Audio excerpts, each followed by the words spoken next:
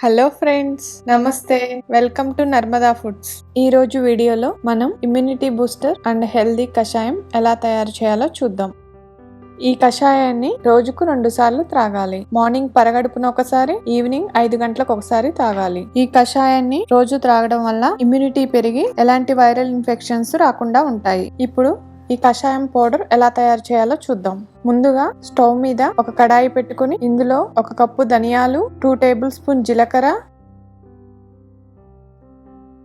2 table spoon మిరియాలు,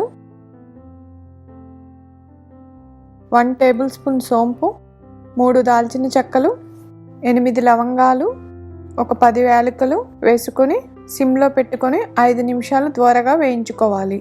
ఇప్పుడు ఒక మిక్సీ జార్లోకి ఈ స్పైసెస్ అన్నీ వేసుకొని ఈ విధంగా ఫైన్ పౌడర్ చేసుకోవాలి. ఇప్పుడు ఇందులో 2 టేబుల్ స్పూన్ పసుపు వేసుకొని బాగా కలుపుకోవాలి.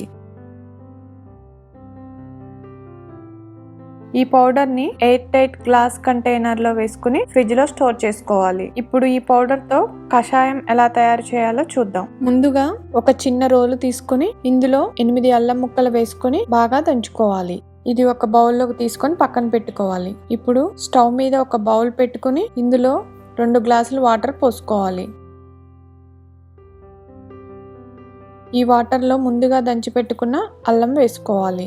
అలాగే 1 టేబుల్ స్పూన్ తాటి బెల్లం కానీ నార్మల్ బెల్లం కానీ వేసుకోవాలి. ఇప్పుడు మనం ముందుగా చేసి పెట్టుకున్న 1 టేబుల్ స్పూన్ కషాయం పౌడర్ వేసుకోవాలి. ఈ వాటర్ని 5 నిమిషాలు బాగా మరిగిన తర్వాత స్టవ్ ఆఫ్ చేసుకోవాలి. ఈ కషాయాన్ని ఒక గ్లాస్లోకి ఫిల్టర్ చేసుకోవాలి.